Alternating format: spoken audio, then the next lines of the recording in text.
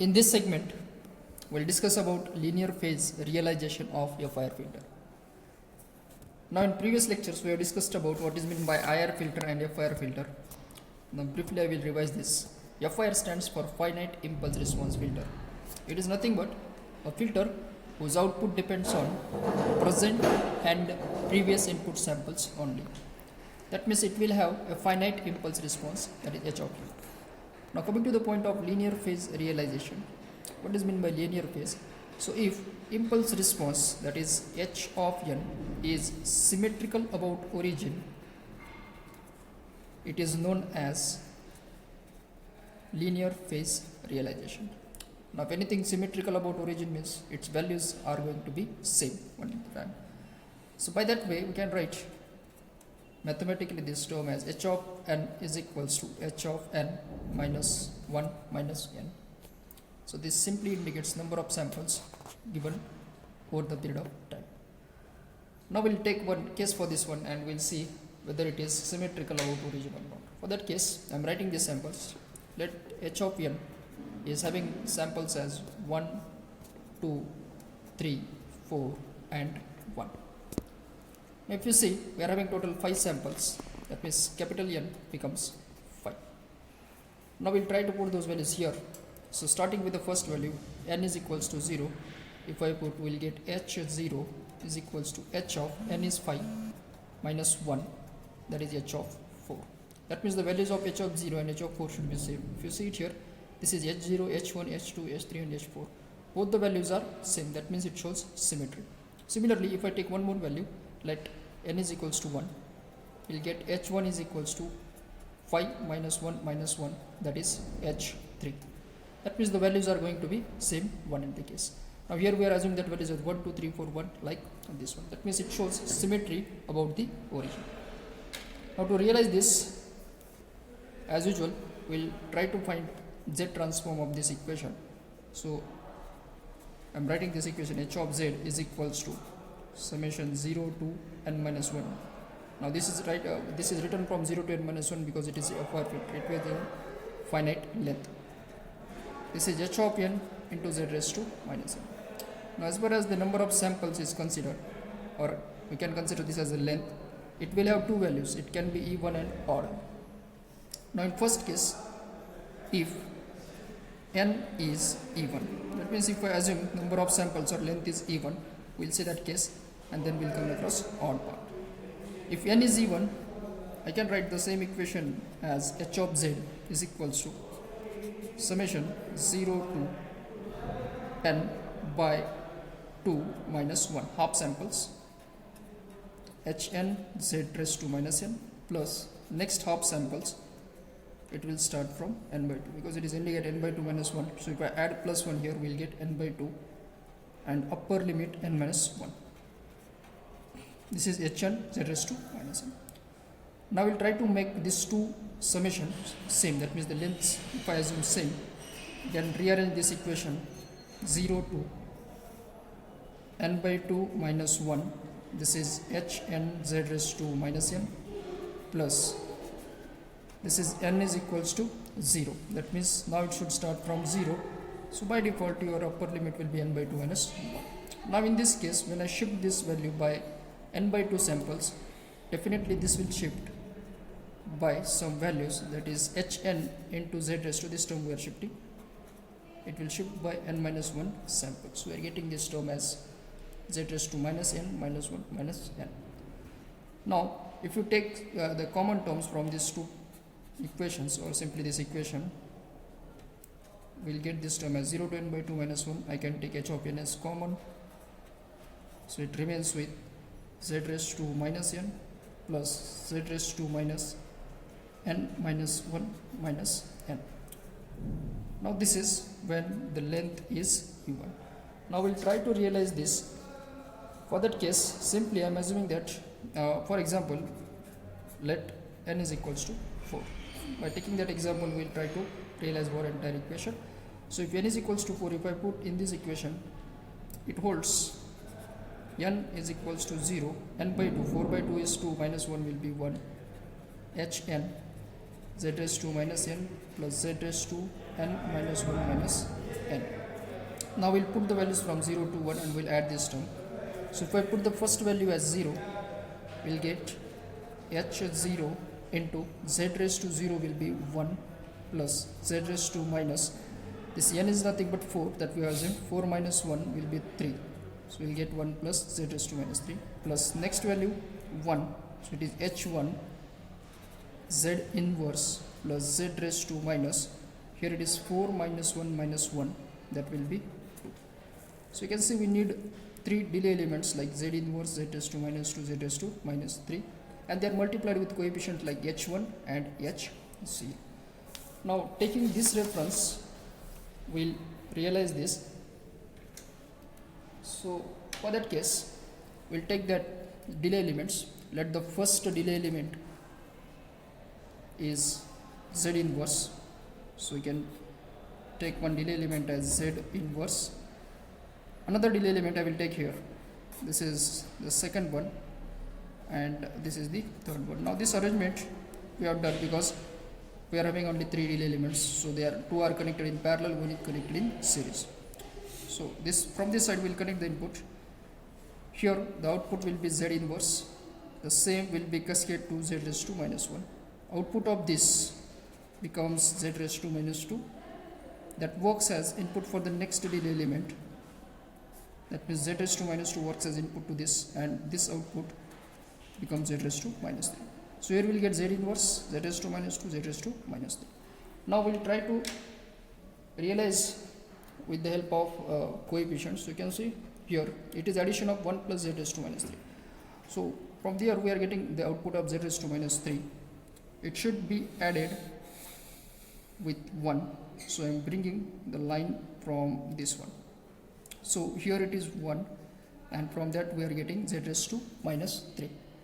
Now this 2 should be multiplied with h0. That means this adder is now multiplied with h0.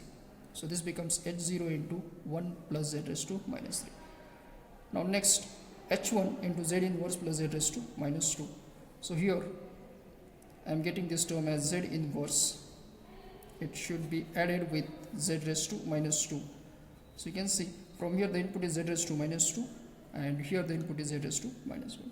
Now these two terms are multiplied with coefficient h1.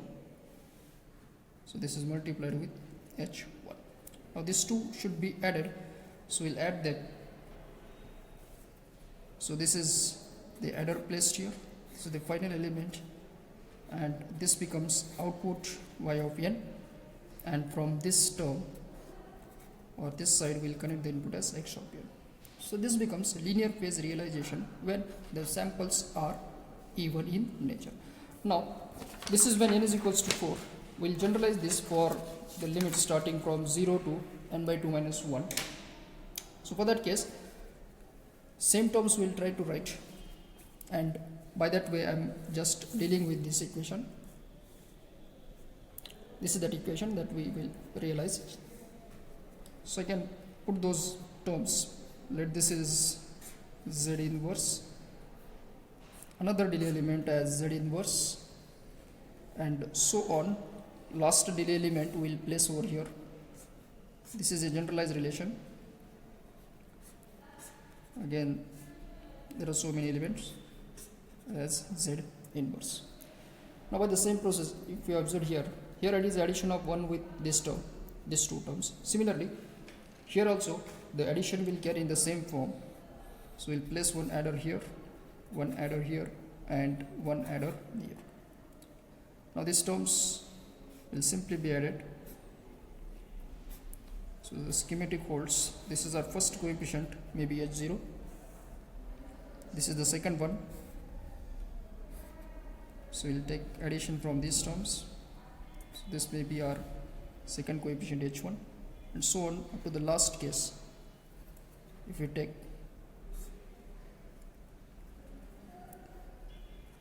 this is there. So if these two are added, this will be our last coefficient h of n minus 1 by 2. So this is h0, this is h1, and so on up to the last n by 2 minus 1. Now we'll simply add them. This is adder, this is one more adder, and that final element will be added in the similar fashion. So we'll put a dash over here. These terms are added, and this becomes our output as y of n, and from this we'll connect the input as x of n. So this is a generalized linear phase realization when n is even. Now as far as the number of multipliers required, so you can see here we assumed number of samples are 4, so we are getting two coefficients h0 and h1. That means one thing we can conclude from this, that is number of multipliers will be equal to n by 2. So it is 4 by 2 will be 2. That means the number of multipliers required. So here number of multipliers will be n by 2. That means if length is even, number of multipliers will be n by 2. Now this is the case when n is even. Now we will come across the second case. Okay. Now the second case, if the length is odd, that is if n is having odd number of samples. So again we will rewrite the same equation as h of z is equals to, starting with 0 to n minus 3 by 2 h n z raised to minus n plus n is equals to n plus 1 by 2 up to n minus 1 h n z raised to minus n plus h of n minus 1 by 2 into z raised to minus n minus 1 by 2. Now let us consider that n is having value as 5. So if I put this as 5, we will get this equation. First summation 0 to 5 minus 3, 2 by 2 will be 1, h n z raised to minus n, plus next n is equals to, this is 5 plus 1, 6 by 2 will be 3, up to 4, h n z raised to minus n, plus this sample or this coefficient is h2 into z raised to minus 2. Now again if I simplify this by putting those values, we will get first term h0 plus h1 z inverse plus h3 z raised to minus 3 plus h4 z raised to minus 4 plus h2 z raised to minus 2. Now we'll arrange them by cascading all these delay elements. So you can see we need 1, 2, 3 and 4 delay elements. So this is my first delay element, z inverse. This is again z inverse. This is z inverse, and this is one more delay element as z inverse. Now it should be even. So we're getting 4 samples. As far as the realization is considered, now these two should be added, or these two should be added, or we can take one more as common. Now you can see this equation, it will be possible if the values of h0 and h4 are same. The reason is, you can see from here our input is connected as x of n, output of this system will be z inverse, output of this will be z raised to minus 2, output of this delay element is z raised to minus 3, and output of this is z raised to minus 4. That means it all will be possible if I add these two terms. So you can take one adder here, it is being added in a fashion like this one, and this we can treat at the first element as h0, and again repeating, these values should be same, h0 and h4 should be same. Next, this is z inverse plus z raised to minus 3. That means we'll place one adder here, these two terms are added, and this we can treat as our second coefficient h1. That means the values of h1 and h3 should be same. And the last sample, if you see, this is the last sample, h2 into z raised to minus 2. That means from here we are getting z raised to minus 2. So it is simply multiplied with the coefficient as h2, and these all terms will connect. And now finally we will add all these terms. So we'll place one adder, one more adder, the final element, and this is our output as y of n. So this becomes linear phase realization when length is odd in nature. Now we'll come across how many multipliers are required. So if you see, we are having total 5 samples, and here the coefficients are 1, 2, 3, 4 and 5. So if you see, we are having 5 different samples. So I can write, or simply the coefficients, number of multipliers is equals to n plus 1 by 2. Now this is n plus 1 by 2. The reason is we have assumed that the values of h0 with h4 are same, h1, h3 are same, and h2 is different. So you can see in this realization we need 3 multipliers, 1, 2, 3, and it can be achieved with the help of this. 5 plus 1 is 6 by 2 will be 3. So here number of multipliers are n plus 1 by 2, and in this case the number of multipliers we are around n by 2. So as far as linear phase realization is considered, this is an important factor, how many multipliers are required and whether the samples are even or odd in nature. So by this method you can realize FIR filters using linear phase. Now we'll see examples on this one. Now this is the question, realize following with minimum number of multipliers. In most of the universities this question is going to be asked, maybe for 5 or 6 marks. Now the first step is we should identify how many samples are required. So you can see we are having total 7 samples, 1, 2, 3 up to 7. That means here I am writing n is equals to 7. Now n is equals to 7, that means it is it is an odd length. That means we will follow the second methodology. Now next step, we'll determine how many multipliers are required.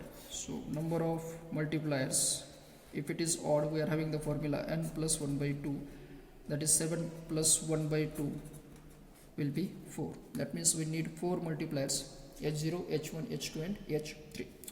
Now as far as the given equation is considered, you can see the values are going to be same. This is 1 by 2, 1 by 2, this 1 by 3, 1 by 3. Here the coefficient is 1 and here also it is multiplied with 1. That means the technique that we have seen in the previous one is same. The coefficients are going to be same. Now we'll try to realize them. So first we'll add all the delay elements. So simply we'll put this z inverse, then this is z inverse, this is their z inverse, and this is z inverse. Total 6 delay elements are required, so we are arranging them in parallel with each other. Now we'll try to add these terms. We'll put adders across this. This is one more, and here also we'll place the adder. Now these adders are being multiplied with the coefficients.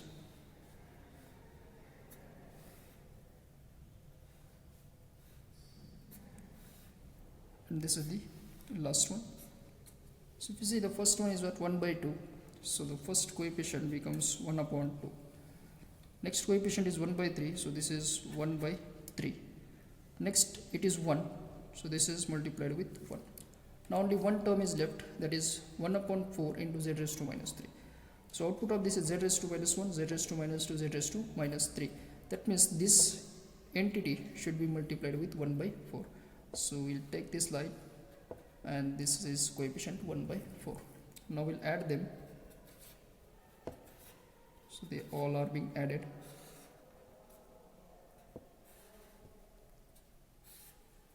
Here it is. And finally this becomes our output as y of n, and this is the input as x of n. So this becomes its solution, that is we have realized the given transfer function with minimum number of multipliers. They are going to be 4 only. So this is the case when the length was odd. Now we'll see one more example when the length is even. Now if you see this transfer function, here we are having total 4 samples. So as usual, the first step will identify number of samples as 4. Now next step will determine number of multipliers, that will be n by 2 because the length is even. So 4 by 2 we need only 2 multipliers, maybe h0 and h1. Now next step we'll try to take common terms. So if you see, here it is 1 by 8 and here it is 1 by 8 z raised to minus 3. If I take 1 by 8 as common, our equation holds 1 plus z raised to minus 3 plus from these two terms I'm taking 1 by 5 as common. So we'll holding this one as z inverse plus z raised to minus 2. Now we'll go for its realization. So we'll put 3 delay elements. This is z inverse. This is another term as z inverse, and this is the third one. We have seen this already. They are being cascaded with each other. So simply I am just arranging them in this form. So as usual, first step, here it is addition of 1 with z raised to minus 3. So here we'll get the output z inverse, z raised to minus, and this is z raised to minus 3. We'll add these two terms. So for addition, we'll place adder here. Now these two terms are multiplied with 1 by 8. That means our first coefficient is 1 upon 8. Next, z inverse plus z raised to minus 2. Addition of these two elements. So we'll place another adder here. And these are multiplied with coefficient as 1 by 5. So to add these two entities, we need only one adder. So we can place it here, and this becomes its addition. So this is the output as y of n, and this is our input as x of n. So this becomes linear phase realization when length is even. Now if you got these concepts and if you are liking our videos, please share our videos and try to subscribe. Thank you.